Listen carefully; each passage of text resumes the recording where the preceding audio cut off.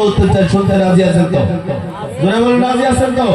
আমার নবী কোন জায়গায় জন্মগ্রহণ করেছেন? কোন জায়গায় আল্লাহ তাআলা আমার নবীকে পাঠিয়েছেন? নবীজি যে জায়গায় এসেছেন সেই জায়গার নাম কি? জোরে বলেন, আমাদের নবীর নাম কি?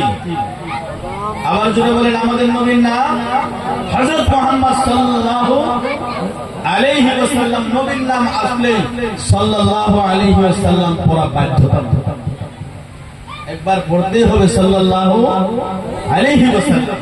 নবীর বাবার নাম সবাই বলেন, একটু শিখে যান। নবীর বাবার নাম কি?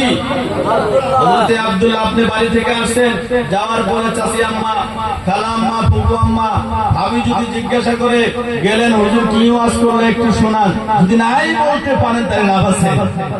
যারা বলেন আছে, কমপক্ষে বলতে পারবেন যে হুজুর বলছে নবীর নাম হযরত মুহাম্মদ সাল্লাল্লাহু আলাইহি সাল্লাম, নবীর বাবার নাম আব্দুল্লাহ, নবীর মার নাম হযরত আমিনা, দাদার নাম হযরত আব্দুল মুত্তালিব, চাচার নাম আবু তালিব।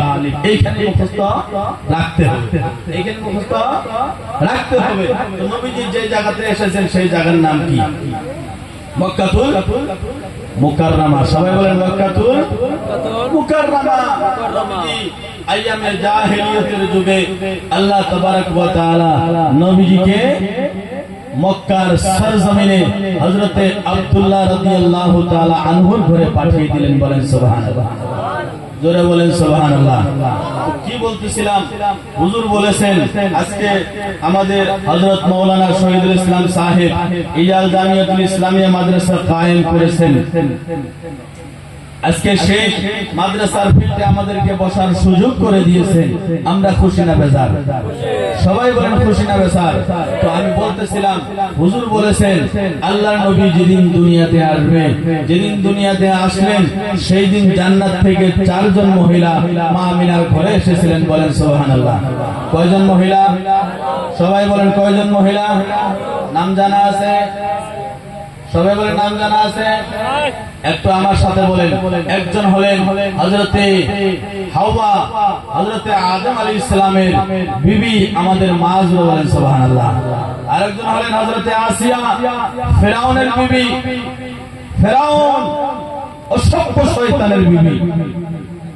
তারপরে 3 নম্বরে হযরতে ইসমাঈল জবিহুল্লাহ আলাইহিস সালামের মা হাজরা। জোরে বলেন সুবহানাল্লাহ, মা হাজরা। আর 4 নম্বরে হযরতে মরিয়ম, ঈসা নবীর মা। জোরে বলেন সুবহানাল্লাহ। এই 4 জন মহিলাকে দুনিয়াতে আল্লাহর নবী যেদিন আসলেন সেদিন পাঠিয়ে দিয়েছেন। বলেন সুবহানাল্লাহ। আমার ভাইয়েরা, বাবারা আমার, 4 জন মহিলার ভিতরে একজন মহিলার নাম হলেন আসিয়া। ওই অসভ্য ফেরাউন তার বিবি, যে নাকি নিজেকে খোদা দাবি দিয়েছে, নিজেকে খোদা বলে দাবি দিয়েছে। নারে তাকবীর, নারে রিসালাত, নারে রিসালাত। মাসলাকে আলা হযরত, মাসলাকে আলা হযরত, জশ্ন ঈদ মিলাদুন নবী, জশ্ন ঈদ মিলাদুন নবী, আল জামিয়াতুল ইসলামিয়া।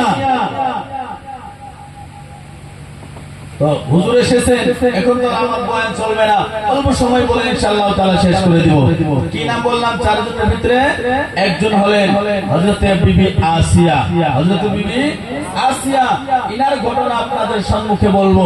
ইনি কেমন মহিলা ছিলেন? অসভ্য ফেরাউন বেঈমান যখন খোদা দাবি দিয়েছে, খোদা দাবি দেওয়ার পরে হুজুরদেরকে বলে তোমরা মানুষের সম্মুখে আমাকে খোদা বলে স্বীকার করবা। এই মুমিনা মুসলমানেরা, আমরা এই জায়গায় একটা স্বীকৃতি দিয়ে যাইতে চাই।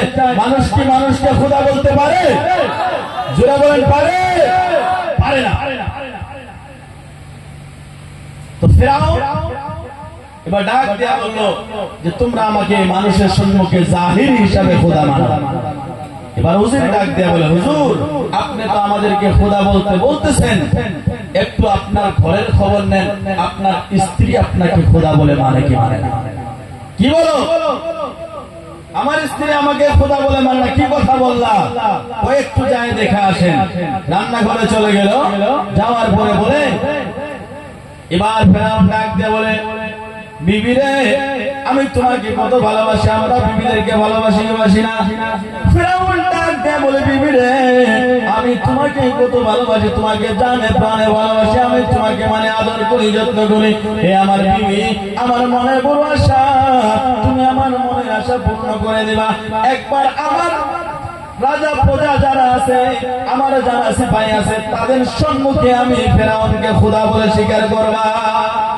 কি বলে স্বীকার করবা? হযরত আসিয়া ডাক দিয়ে বলে, হে প্রাণের স্বামী, আপনি এই কথা একবার বলেছেন, আর বলতে পারবেন না। কেননা আল্লাহ রাব্বুল আলামিন যিনি আমাকেও সৃষ্টি করেছে, আপনাকেও সৃষ্টি করেছে, যিনি আহকামুল হাকিমিন, জমিন ও আসমান সৃষ্টি করেছেন, জমিন সৃষ্টি করেছে, আসমান সৃষ্টি করেছেন, চন্দ্র সূর্য কিছু সৃষ্টি করেছেন, তিনি হলেন একমাত্র আল্লাহ রাব্বুল আলামিন। তিনি হলেন ওয়াহদাহু লা শারীকা লাহু, যিনি তোমাকেও বানিয়েছেন, যিনি আমাকেও বানিয়েছেন।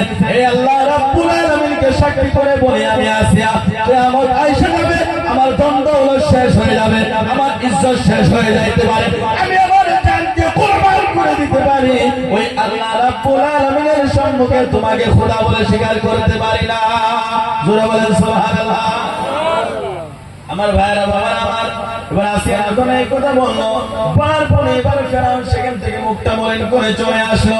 চলে আসার পরে এবার ফেরাউন বড় ওজনের সঙ্গে বুদ্ধি পরামর্শ করলো, এবার কি করা যায়, কি করা যায়, কেমনে তাকে খোদা বলে স্বীকার করা যায়। অসভ্য ওজির এবার তাকে বুদ্ধি দেওয়া, পরামর্শ দেওয়া আরম্ভ করে দিল। হুজুর, একটা উপায় আছে। আসিয়া একজন পর্দাশীল মহিলা, আসিয়া একজন পর্দা করে চলা মানুষ, তার চুল পর্দা আসমানে দেখতে পারে নাই, জমিনে দেখতে পারে নাই, দুনিয়ার কোন মানুষ দেখতে পারে নাই।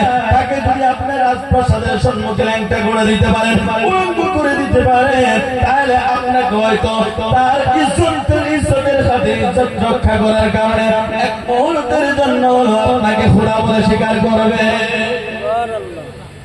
আমার ভাইরা,